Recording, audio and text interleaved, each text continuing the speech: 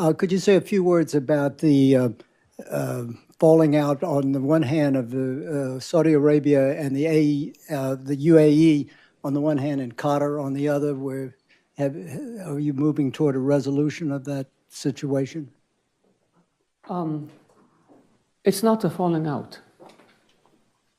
It's just we don't want to have anything to do with them.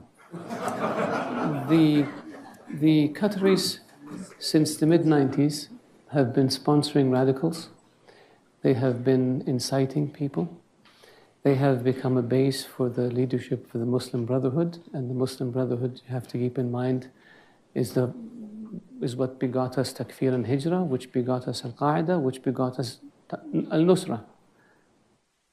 The Qataris allow their senior religious clerics to go on television and justify suicide bombings. That's not acceptable.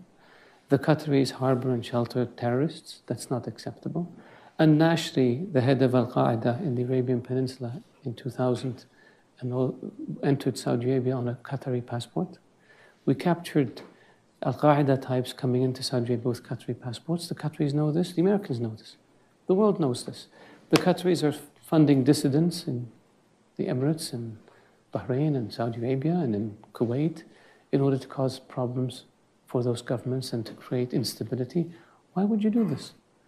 The Qataris pay ransom to terrorist groups, including $500 million to Hezbollah in Iraq, $50 million to Qasem Soleimani, according to text messages between the Qatari ambassador in Iraq and the foreign minister of Iraq, including I don't know how much to Hezbollah in Lebanon. Is that acceptable?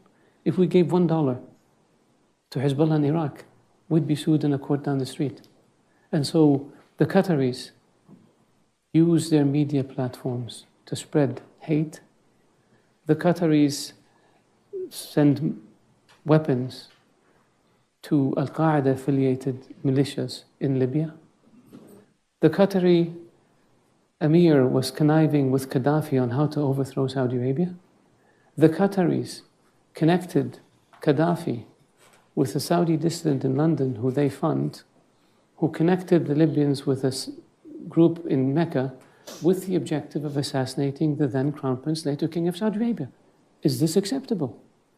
We have phone conversation that the Libyans gave us after they overthrew Gaddafi, where the then Emir of Qatar is telling Gaddafi how he's recruiting princes and tribal leaders and military officers and members of the royal family to cause mischief and destabilize Saudi Arabia, and predicted that within 10 years there would be no royal family in Saudi Arabia. Is this acceptable?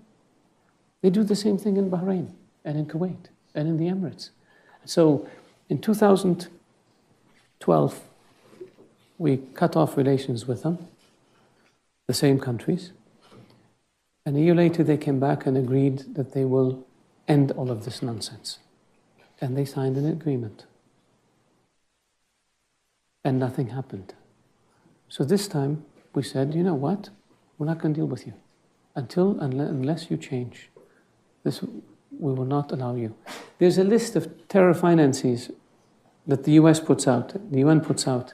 And a number of them are living openly in Qatar, raising money and giving it to bad people. Is this acceptable? Shouldn't be. Why do the Qataris get away with it?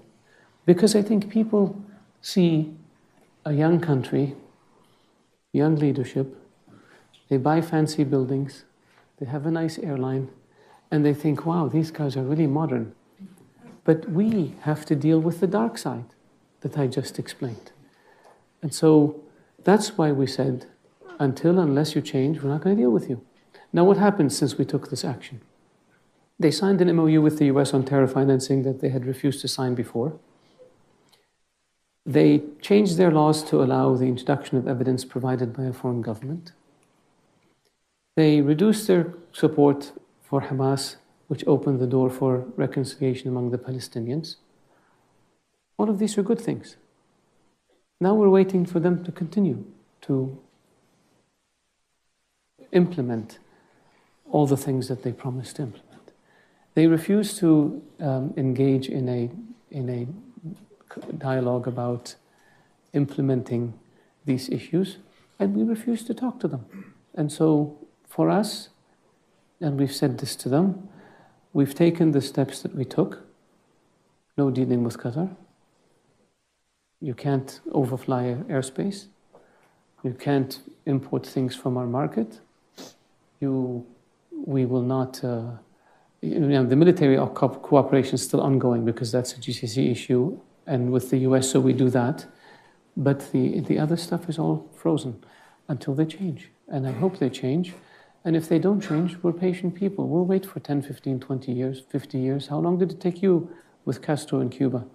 We can do the same with Qatar. We'll have no issue. It would be nice of them if they acknowledge that they have a problem, and then they can fix the problem. And the problem with the Qataris is they're still in denial. And we need to move them from denial to introspection so they can fix the problem. We have no hostility towards Qatar. We just vehemently oppose their behavior, which is very dangerous to us and has endangered our citizens and has endangered our security. And that's why we took the steps we took.